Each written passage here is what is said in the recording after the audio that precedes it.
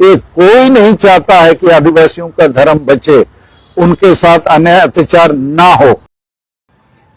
मजबूरी में 30 दिसंबर 2023 को भारत बंद करने जा रहे हैं, रेल रोड चक्का जाम करेंगे।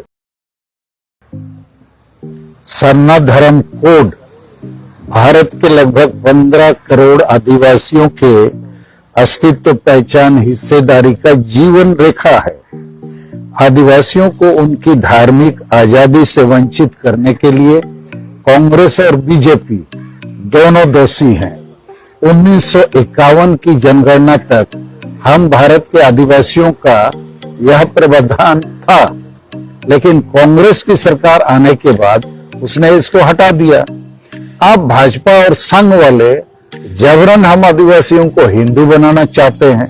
तो एक प्रकार से कांग्रेस और बीजेपी, जो बड़ी दो राष्ट्रीय पार्टियां हैं, ये आदिवासियों को उनकी धार्मिक आजादी नहीं देना चाहते हैं।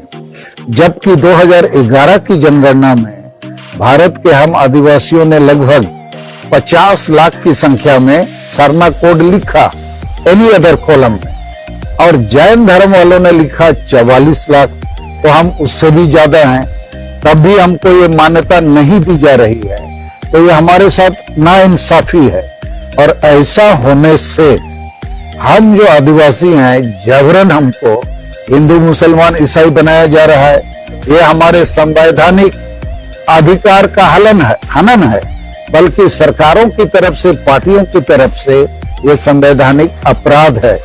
अभी हाल में भारत के माननीय प्रधानमंत्री उली हतु आए 15 नवंबर 2023 को, महामहिम राष्ट्रपति भी आई 20 नवंबर 2023 को बारीपदा मयूरभंज में। दोनों से उम्मीद थी कि सरना धर्म कोड के लिए घोषणा करेंगे, दोनों ने हम लोगों को निराश किया है। और इसीलिए अभी हम लोग मजबूरी में 30 दिसंबर 2023 को भारत बंद करने जा रहे हैं, रेल रोड चक्का जाम करेंगे। उसी के साथ साथ ये जो सरना धर्म के पूजा स्थल या धर्म स्थल, लुगु गुरु, मारंग गुरु, अयोध्या गुरु, ये भी हमारा है, ये हमारे ईश्वर हैं, देवी देवता हैं, उसका भी संरक्षण अभी नहीं हो रहा है। तो अभी हम लोगों ने 10 दिसंबर को मारंग गुरु अर्थात पारसनाथ पहाड़ में पूरे भारत के लोग मारंग गुरु बचाओ संगल यात्रा का कार्यक्रम रखे हैं। 22 दिसंबर 2023 को दुमका में हासा भाषा जितकर महा का भी हमारा कार्यक्रम है। और लुगु गुरु पर भी इस बार जैसे 26-27 नवंबर को, 26-27 नवंबर 23 को वहां माननीय मुख्यमंत्री जी आए, ऐसा लगा वो तो जेएमएम का कोई मेला हुआ। और अभी भी उस लुगु गुरु पर, जो हमारा धार्मिक स्थल है, हिंदूकरण हो रहा है, मंदिरों का निर्माण चल रहा है, वहां पर पर्यटन स्थल के नाम से योजना चल रही है, तो धार्मिक अतिक्रमण भी होगा, अतिक्रमण। उसके बाद वहां हाइडल प्रोजेक्ट, अब मुख्यमंत्री जी बोल रहे हैं हम होने नहीं देंगे। अरे किसकी सहमति से वहां शुरू हुआ है?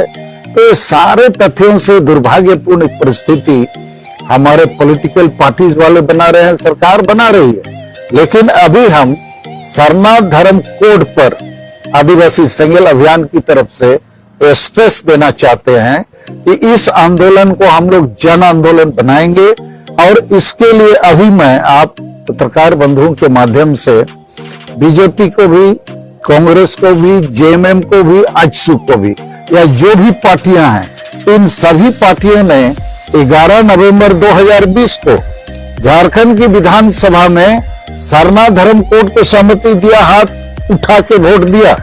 तो झारखंड बंद जो 23 दिसंबर का है, इनको इसमें साथ देना होगा।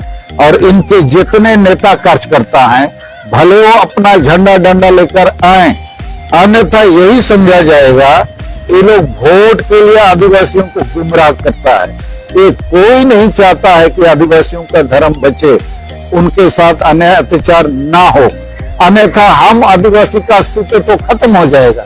हमारे लोग यदि हिंदू, मुसलमान, ईसाई बनने लगेंगे मजबूरी में, तो हमारा ईश्वर बदल जाएगा, पर्व त्योहार बदल जाएगा, हमारा रीति रिवाज, शादी श्राद्ध छठियारी सब बदल जाएगा, सोच संस्कार बदल जाएगा। तो ये हमारे साथ भयंकर नाइंसाफी है, जबकि भारत के संविधान में अनुच्छेद 25 के तहत ये संवैधानिक मौलिक अधिकार है। तो इस बार हम लोग को उम्मीद है भारत देश में कम से कम जहां हम आदिवासी संघर्ष अभियान काम कर रहे हैं, झारखंड, बंगाल, बिहार, उड़ीसा, आसाम, त्रिपुरा और अरुणाचल प्रदेश, उसके अलावे छत्तीसगढ़ और मध्य प्रदेश, यहाँ बहुत ज्यादा लोग 50 लाख लोग 2011 में सरना लिखाया है, उसको भी हम आह्वान कर रहे हैं कि अपने लोगों के साथ वो गांव-गांव में सड़कों पर, रेल पर आ जाएं और जितना सरना धर्म नाम से संगठन है या जितने पॉलिटिकल पार्टीज हैं, जितने आदिवासी हैं जो अपने को हिंदू मुसलमान ईसाई नहीं मानते हैं, वो इस बार 23 दिसंबर के भारत बंद में सहयोग करेंगे, ऐसा हम लोग को